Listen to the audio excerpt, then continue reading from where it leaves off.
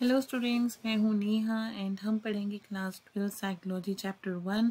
And again मैं आपके सामने आज एक वीडियो लेकर आई हूँ जिसमें हम पढ़ेंगे आज बुद्धि में विचलन। बहुत ही अच्छा टॉपिक है, बहुत ही इम्पॉर्टेंट टॉपिक है। आप इसको बहुत ही अच्छे से समझेंगे तो आपको बहुत ही अच्छा समझ में आएगा। बट इसको समझने के लिए आपको पहले जो हमारी बनाए गए वीडियोस हैं, लास्ट वीडियोस से अपना कॉन्सेप्ट जो है बहुत ही क्लियर करना पड़ेगा। जब आपके लास्ट कॉन्सेप्ट्स क्लियर होंगे जब ही आपको आगे की चीज़ें समझ में आएंगी। तो स्टार्ट करते हैं बौद्धिक न्यूनता के साथ। बौद्धिक न्यूनता, जैसे कि मैंने आपको पहले बताया था कि बौद्धिक रूप से जो अशक्त लोग होते हैं उनको हम बौद्धिक न्यूनता भी कहते हैं।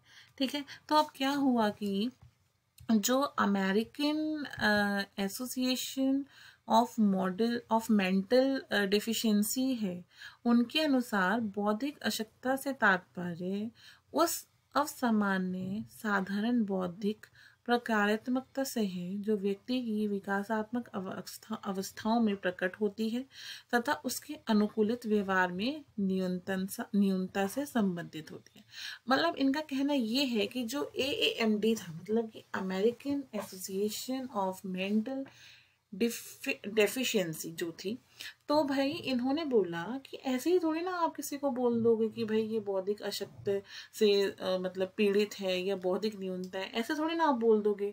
भाई उसको पूरा करने के लिए कुछ 3 कंडीशंस बनाई इन्होंने। क्या कंडीशन बनाई? बौद्धिक प्रकारात्मकता सामान्य स्तर से पर्याप्त कम हो, मतलब कि भाई जो IQ हो वो 70 के या तो बिलो हो। और सेकंड, अनुकूलित व्यवहार में न्यूनता, मतलब जो अपने ऊपर डिपेंड होकर वर्क नहीं कर पा रहा है, जो अपने पर्यावरण के साथ डील नहीं कर पा रहा है, तो सेकंड कैटेगरी में वो आ जाता है। और थर्ड, विकासात्मक अवस्था, मतलब कि 0 to 18 एज में इन दोनों प्रॉब्लम्स में हमें इस अवस्था में दिखाई देनी चाहिए, तो ही हम उस पर्सन को भाई अनाउंस कर देंगे कि ये जो है बौद्धिक न्यूनता से पीड़ित है। जिन व्यक्तियों को बौद्धिक रूप से अशक्त के समूह में वर्गीकृत किया जाता है उनकी योग्यताएं भी बहुत ही ज्यादा भिन्न होती हैं, मतलब बहुत ही ज्यादा अलग होती है उनकी योग्यताएं। अब कुछ को तो विशेष ध्यान देकर हम मतलब कर सकते हैं इम्प्रूव, लेकिन कुछ को हम इम्प्रूव ही नहीं कर सकते, कोई ट्रेनिंग ही नहीं दे सकते, उनको जीवन भर देखभाल की जरूरत पड़ती है। तो इनके वर्ग कुछ अलग अलग मतलब वर्ग हैं। कुछ वर्ग इस प्रकार हैं, जैसे कि आप देख पा रहे होंगे यहाँ पे कि निम्न वर्ग। निम्न वर्ग में क्या है?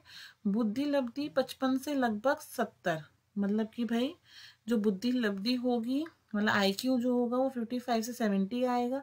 सामान्य इनकी बुद्धि लब्धि कितनी होगी? 35 to 40 से लगभग 50 to 55।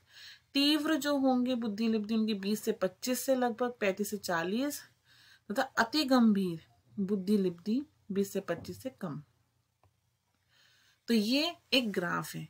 तो जो मतलब जो भाई बुद्धि लब्धि है, जो बहुत ही अति गंभीर है, उनका तो कुछ हो नहीं सकता है, उनको तो परिवार की देखभाल में ही रखना पड़ता है। भाई जो 55 to 70 जो निम्न बुद्धि लब्धि रखते हैं, 55 to 70 में आते हैं, जो इस वाली कैटेगरी में आते हैं, इनको हम लैंग्वेज स्किल्स में, मतलब भाषागत और मोटर स्किल, मतलब कि संज्ञानात्मक स्किल्स में अच्छा कर सकते हैं। इनको हम ट्रेन कर सकते हैं। मगर जो अति गंभीर हो जाते हैं और जो तीव्र हो जाते हैं, इनको हम ट्रेंड नहीं कर सकते।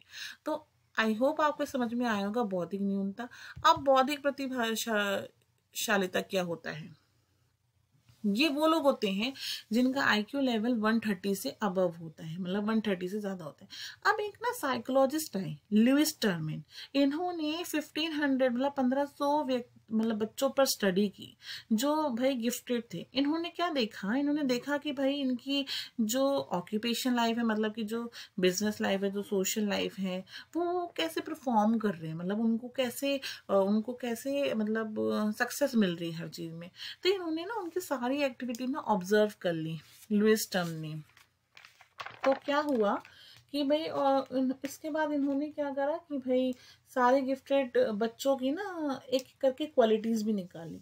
तो क्वालिटीज से भी अब ये समझ गए कि उससे पहले, हाँ, क्वालिटीज से भी मतलब क्वालिटीज में भी इन्होंने देखा, मतलब क्वालिटीज में क्या देखा इन्होंने कि भाई क्वालिटीज को इन्होंने डिवाइड कर दिया किस चीज में, प्रतिभाशाली में और प्रवीणता में।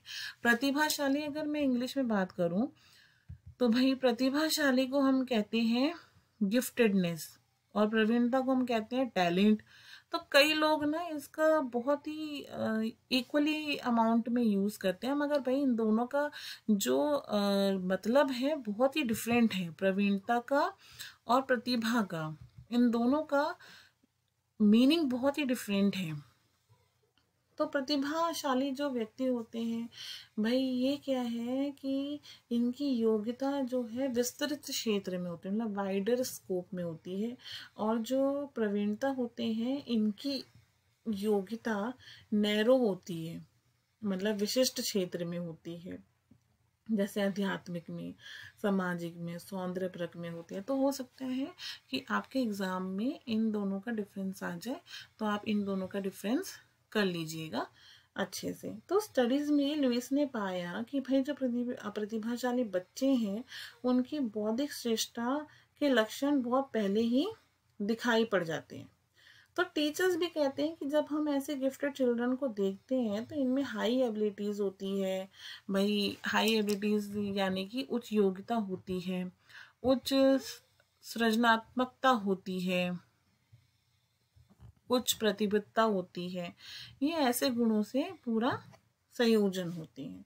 अब अगर हम बात करें भाई गिफ्टेड चिल्ड्रंस की, भाई विशेषता क्या होती है, इनकी क्या विशेषता होती है, तो ये अकेले काम करना पसंद करते हैं, हाँ में हाँ नहीं मिलाते हैं, जल्दी सोचते हैं, जल्दी समझते हैं, इनके अंदर अभिप्रेरणा की कोई कमी नहीं होती है। इनकी क्वेश्चनिंग स्किल, मतलब कि क्वेश्चंस करते हैं, आगे से आगे पूछते हैं, हाँ ये कैसे हो गया, इसको कैसे करना है, अब ये कैसे हो जाएगा, ये सब पूछते हैं।